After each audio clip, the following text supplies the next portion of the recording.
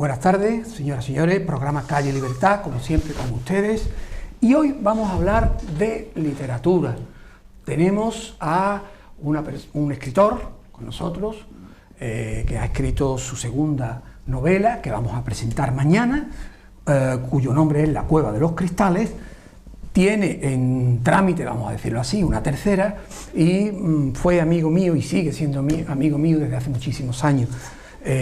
Frau, él se llama Francisco Javier Atero, y aquí en Cádiz y en todas partes, creo, todos te conocemos por Frau, ¿no, Frau? Hasta mi madre me decía Frau, o sea que claro. Sí, es como que es universal, sí. Frau, pues bienvenido al programa, muchas gracias por venir.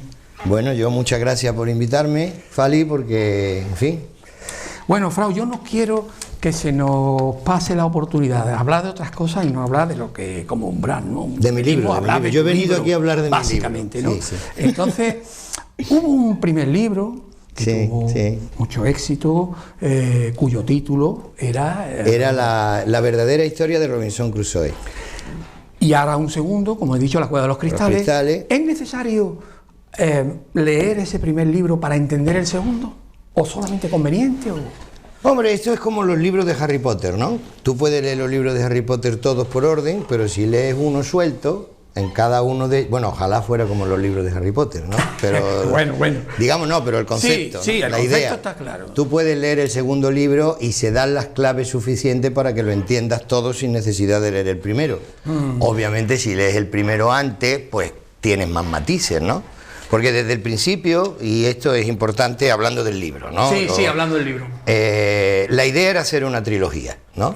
Esto es una historia que luego podemos hablar de eso. Está escrito en colaboración con un amigo mío, Fernando, que se llama Fernando Bontempi, que está ahora mismo en Chile, no puede venir por eso.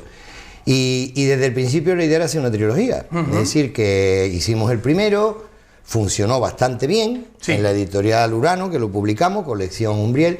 Y Urano nos propuso continuar, o sea que nos publicaba la trilogía entera. Entonces el segundo salió en noviembre, La Cueva de los Cristales, ¿vale?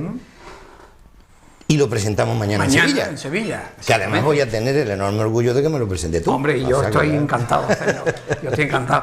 Frau, te lo habrán preguntado un montón de veces, ¿no? Pero escribes con Fernando Bontempi, habéis escrito, digamos, a dúo. ¿Cómo ha sido esa experiencia, no? Sí, bueno, esta es la pregunta que siempre nos hacen, a los dos cuando estamos, a él cuando está solo, a mí también. A ver, es que hay muchos tipos de novelas, ¿no? O sea, hay novelas, digamos, de tipo intimista, donde el escritor se enfrenta con sus fantasmas y profundiza en sí mismo, qué sé yo. Este tipo de novelas sería imposible escribirlas entre dos. O sea, ahora mismo, por ejemplo, no hace mucho se publicó Ordesa, que es una novela magnífica. Eso es impensable que dos personas puedan escribirlo. Pero luego hay otro tipo de novela donde, digamos, la historia tiene una enorme importancia. El argumento, porque es una novela de aventura, básicamente, donde pasan cosas, claro, hay personajes, hay psicología, hay de todo, pero digamos la trama es muy importante y ya construir una trama entre dos, esto es perfectamente posible. Claro. Si tú te fijas, muchas veces los guiones de las películas es de dos personas o de tres, ¿no? Es verdad. Entonces al final, digamos, la mano del estilo se la da uno. Eso está claro que en este caso soy yo, pero el trabajo de construcción de la historia, de por dónde va a salir, de matices, ese lo hacemos entre los dos. Y la verdad es que estupendamente, nos llevamos muy bien y nos entendemos muy bien. Frau, has hablado de novela de aventura y efectivamente lo es. Y además una aventura súper interesante, pasan muchas cosas, hay amistad, hay amor, pero también hay referencias culturales, ¿no? Y hay, está Babel, está el continente, la Atlántida, ¿no? El continente perdido. Esto... ¿Tiene alguna simbología todo esto en la novela o cómo? De alguna manera tiene, ¿no? Tú sabes que uno de los grandes mitos de la humanidad es siempre el paraíso perdido, ¿no? En fin, las religiones tienen un paraíso terrenal, qué sé yo, el mismo Cervantes hablaba de la edad dorada, los poetas hablan de la edad dorada de su infancia, en fin, digamos que el ser humano de alguna manera tiende a tener tanto individualmente como a nivel social, hubo un tiempo un relato en el que... del paraíso perdido. Exactamente. Entonces la Atlántida responde perfectamente a este mito, ¿no? Entonces lo hemos utilizado directamente, ¿sí? Y entonces la novela que se desarrolla en la actualidad, sí, la novela, tanto la primera como la segunda, la novela es en el 2010, 2011, ¿no? Pero hay una introducción y empieza en Babel, justamente el episodio de la Torre de Babel, que es un episodio bíblico que todo el mundo conoce. ¿Por qué? Porque Babel significa justamente, digamos, mitológicamente, digámoslo así, el comienzo de la confusión. Es decir, cuando el paraíso realmente se pierde y antes todo el mundo hablaba la misma lengua y ahí empieza la confusión de las lenguas, empiezan las divisiones. Es un poco jugar con esta mitología, ¿sí? Raúl, y además es una novela de viaje, ¿no? Porque sí, hay mucho movimiento. Road sí. Movie se parece un poco a viaje iniciático, sí. No a lo mejor iniciático, pero sí un viaje que no es un viaje normal, que es un viaje hacia el conocimiento, hacia la virtud. Yo aún te recuerdo cantando el Viaje a Ítaca. ¿No es esto no es la novela un poco Viaje a Ítaca o no tiene nada que ver? En este caso sería un viaje a qué sé yo dónde, sí. Al conocimiento sí, ¿no? Al conocimiento, sí, a la realización, a la madurez, sí, en cierto sentido sí. Tanto la primera novela como la segunda hay mucho movimiento de, digamos, de aventura y a ver, Fernando Bontempi es chileno, mi colega en esta aventura, porque para nosotros también está siendo una aventura. Entonces él quería, hacía mucho hincapié en que escribiéramos una historia que de alguna manera relacionara Latinoamérica con Europa, ¿no? Entonces la primera novela tiene un protagonismo enorme, la isla de Robinson Crusoe, que está en Chile, justamente, a la altura de Valparaíso, en un archipiélago de islas chiquitas que hoy en día se llama la isla de Robinson Crusoe, que hay un parque nacional allí, el archipiélago Juan Fernández, que fue el que la descubrió. Y entonces, claro, pero resulta que el protagonista, digamos, el protagonista principal es escocés, pero vivía en Bolonia. Aquí en la playa. Bolonia, en fin, no hace falta que yo en Cádiz diga dónde está Bolonia. Entonces, claro, está Bolonia, está Escocia, está Chile, pero también está París. Sí. Porque, bueno, no lo voy a contar, no voy a hacer, ¿cómo se dice? Spoiler. No voy a hacer spoiler. No vamos a hacer spoiler. Pues yo precisamente te iba a preguntar por Bolonia, porque yo creo que tiene una importancia en la historia, ¿no? En la playa de Bolonia. Tiene una importancia. Las dos novelas, una vez escrita la introducción histórica, que la primera, bueno, histórica, en fin, la introducción de la trama, que la primera novela está en el siglo XVI en el altiplano, en Perú, ¿sí? En los tiempos de Pizarro, y la muerte de Atahualpa y todo aquello, ¿no? Ahí de donde arranca la historia del tesoro de los incas, que nosotros lo convertimos en otra cosa y que termina en la isla de Robinson Crusoe. Pero la novela actual, es decir, una vez pasado esta introducción, empieza en Bolonia. Exacto. Sí. Y esta segunda también. También. Sí, porque en la primera es que el protagonista, que es instructor de ala delta, vive en Bolonia, y en esta segunda es porque un amigo chileno, que no voy a contar tampoco, viene a buscarlo. ¿A dónde? A Bolonia. A Bolonia. Yo conozco Bolonia muy bien, yo he vivido en Cádiz 30 años. Sí. Eso y claro, decir, y entonces conozco, para mí es tan familiar que de alguna manera yo tenía que meter las playas de Cádiz, que son las mejores del mundo, vamos, como yo quería tú bien hablar sabes. Sí, perfectamente. Yo quería hablar un poco también de tu vida, bueno, pero no sé si hemos agotado un poco el tema del libro. El libro es poliédrico, tiene un montón de significado, de significantes, está muy bien escrito, ya eso lo digo yo, no lo dice él, pero lo aseguro. Ahora hay un tercer proyecto que estáis en ello también, en marcha, está en marcha, sí. Estuvimos, bueno, mi amigo Fernando, mi socio, que es chileno, vive en Andorra, y justamente este libro segundo, La Cueva de los Cristales, lo publicamos en noviembre. Hicimos una presentación en Madrid, en la Casa de América, hicimos otra presentación en la Casa del Libro en Barcelona. Y mañana la hacemos en Sevilla. Y nos hemos visto varias veces en estos últimos 2 meses, de Navidad para acá, y estamos armando ya, digamos, los detalles de lo que será el tercer libro, que completará la trilogía, porque claro, en el primer libro la historia acaba, una parte, pero se deja la puerta abierta a la continuación. En la segunda pasa exactamente igual, o sea, digamos, la trama principal acaba, pero se queda abierta para la continuación. Y en la tercera, digamos, ya será la culminación y la historia cerrará completamente, ¿no? Quiero decir, Fali, si me lo permite, sí, que hombre, es una novela que puede leer, pues, o sea, a partir de los 14 o 15 años hasta los 98. O sea, es una novela de aventuras, tiene muchas referencias culturales que no son necesarias para comprender la trama, que el que las tenga, pues le va a sugerir, pero, digamos, es una novela... por lo menos esa es la intención, escrita en un lenguaje sencillo y que está asequible para cualquier lector de cualquier edad, prácticamente, a partir de los 15 años más o menos, ¿no? Frau, existe la convicción de que el talento llega, el talento hay que tenerlo, pero también hay que trabajarlo, ¿no? Me consta que no es lo primero que escribes, tú tienes una trayectoria de escritura, más bien escritura por encargo. Cuéntanos un poco dónde te has curtido tú a la hora de... Bueno, yo como, el oficio, ¿no? Como cualquier persona que le gusta escribir o que se dedica a escribir, pues soy un lector empedernido desde que aprendí a leer. Esto es evidente, como tú también, por otra parte, ¿no? Entonces, bueno, siempre uno en la adolescencia empieza a escribir poemas, empieza a escribir cosas de desahogo, de uno cuando le entran las crisis existenciales, de esto, del otro. Pero... yo me dediqué a la enseñanza durante muchos años y ahí, un poco por casualidad, como suele ocurrir, me encargaron una traducción de un libro una traducción del francés, de un libro de mística islámica, ¿no? Y ahí empecé profesionalmente, ¿no? Aparte de estos escritos de más o menos desahogo. Y también por casualidad, y una cosa lleva a la otra, entré en el mundo de la literatura por encargo, que es un mundo fascinante, absolutamente fascinante, y que en aquel momento, esto serían los años 80, 90, ¿vale? Tenía un auge tremendo, ¿no? En Barcelona, que es la capital editorial del mundo español, es decir, incluyendo, por supuesto, Latinoamérica, y Barcelona es el centro, y ahí, pues... conecté con una editorial, o una editorial conectó conmigo, y durante mucho tiempo estuve escribiendo libros por encargo.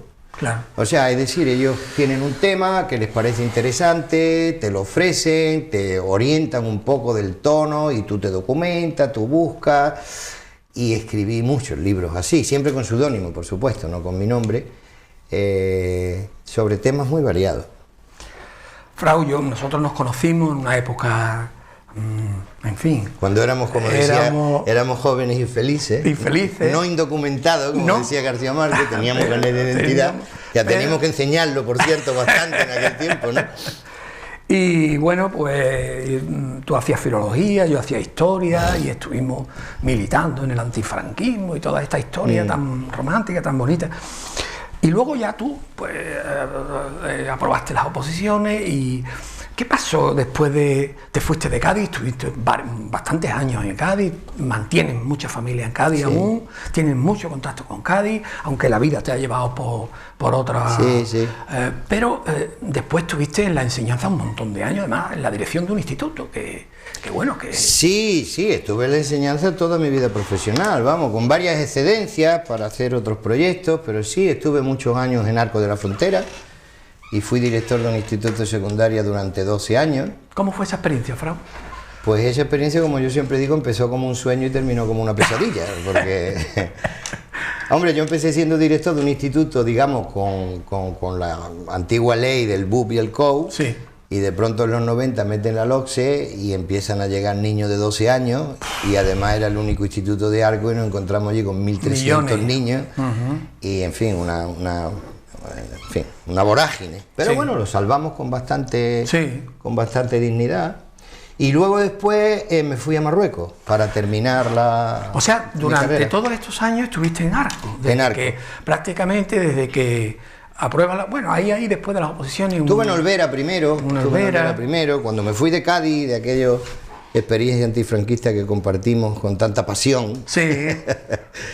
Pues me fui a Olvera, estuve unos años en Olvera y de ahí, bueno, pedí una excedencia, que estuve por ahí. Luego estuve en Arcos, todo el tiempo, con 2 excedencias en medio, también por otros temas. Y estuve mucho tiempo en Arcos. Sí. 20, no sé, 25 años, 24 años, qué sé yo, muchos años. Y luego ha sido cuando te has ido a Marruecos unos años. Y ya al final, sí, ya quería moverme, a mí siempre me gustó mucho Marruecos, yo empecé a viajar a Marruecos cuando era muy joven. De hecho, cuando nos conocíamos nosotros, yo ya iba a Marruecos de vez en cuando, tenía 17, 18 años.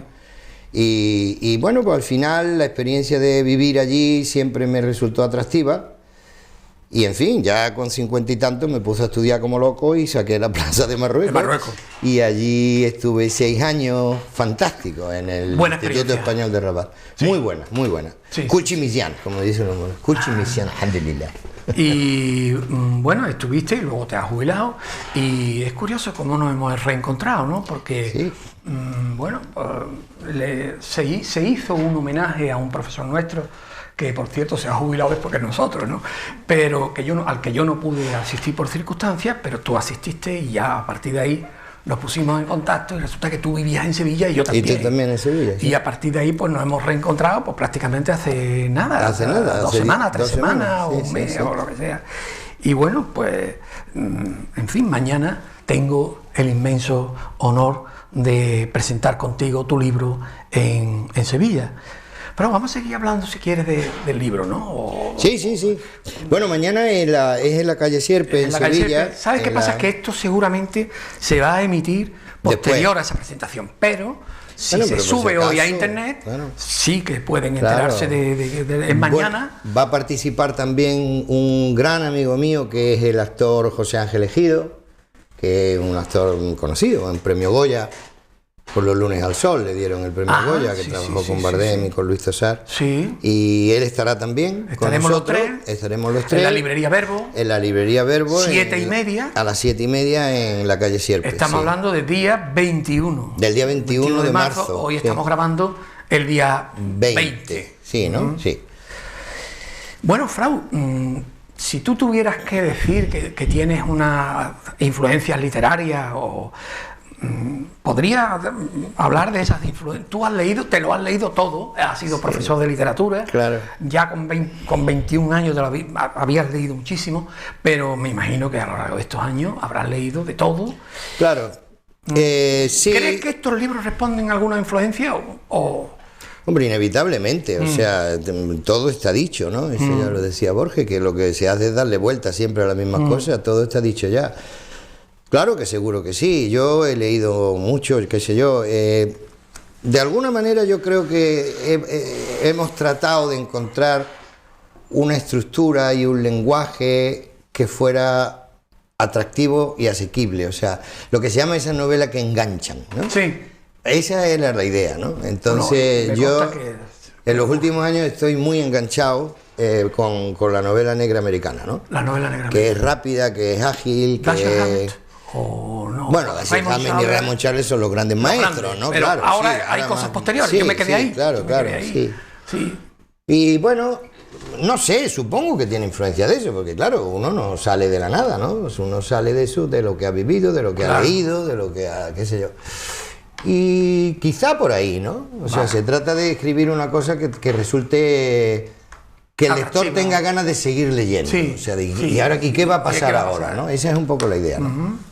Pero lo que pasa, Fali, esto es importante, que aparte de eso que está ahí, hay un montón de referencias. ¿Sí? Hay referencias históricas, hay referencias culturales, hay referencias platónicas, hay referencias místicas, hay referencias de esotéricas. También.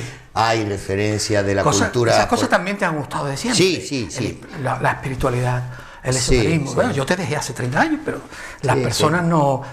La esencia de las personas están siempre... ¿no? Sí. Bueno, uno empieza leyendo a San Juan de la Cruz, que es el gran místico español, ¿no? Y La noche oscura, cuando aquello de con ansias en amores, inflamada, oh dichosa aventura, salí sin ser notada, estando ya mi casa sosegada. Uno empieza por ahí y luego pues va leyendo otras cosas y te vas metiendo. También mi afición por Marruecos y por el tema del Islam pues me ha hecho acercarme bastante a la mística islámica, si queremos llamarla así. Autores persas, autores de Oriente Medio. Y eso también está ahí. Y luego también, como Fernando es chileno, Sí. y yo he tenido también, por circunstancias vitales que no vienen al caso, mucho contacto con México, con Brasil, pues también hay ahí un sustrato de cultura inca, de cultura maya y de toda la mitología, que todo eso está en la novela.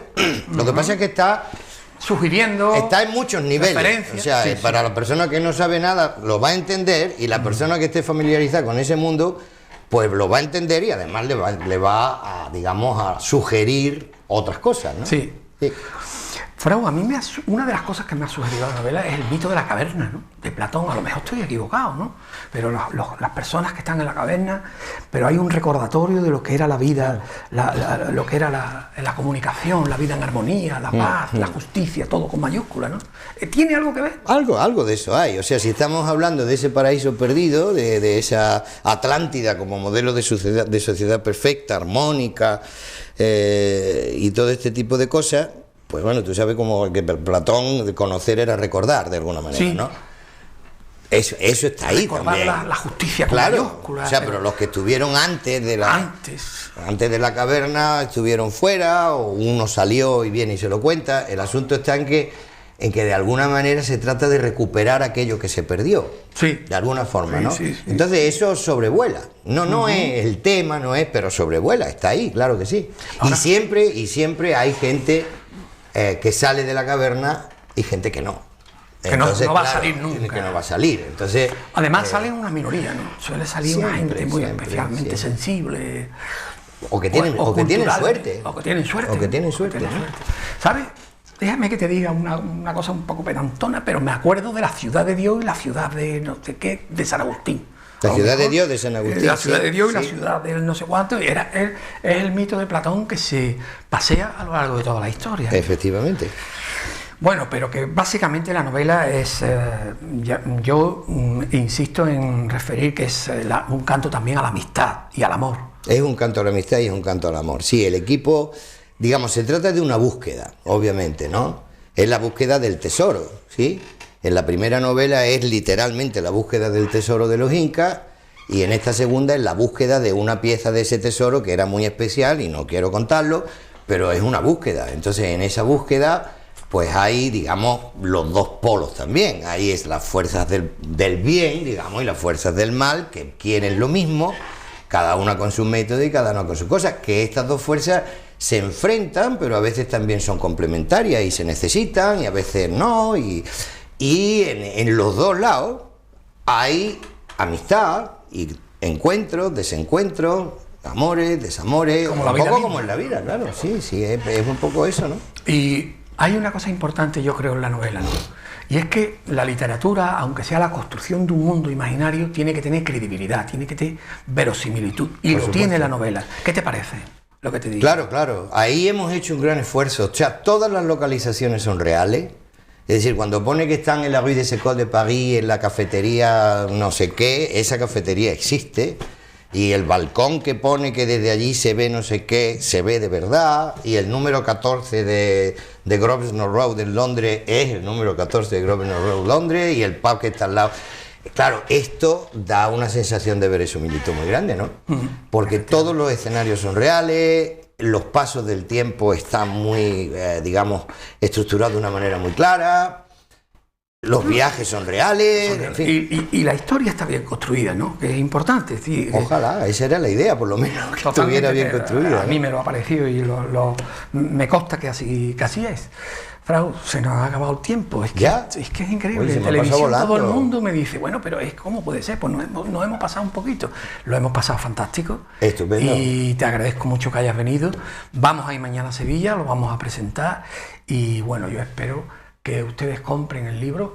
Se llama La Cueva de los Cristales, escrito por Fernando Bontempi, Francisco Javier Atero y bueno, pues Editorial Urano. Urano, colección Umbriel. De acuerdo. Frau, Muchas gracias, Fali, muchas A gracias. ti, Y a ti muchas por gracias a los que nos han estado escuchando, los que nos están escuchando. pues sin más que contarles, pues nada, aquí acabamos hoy el programa Calle Libertad. Les emplazo al siguiente programa y hasta entonces, buenas tardes.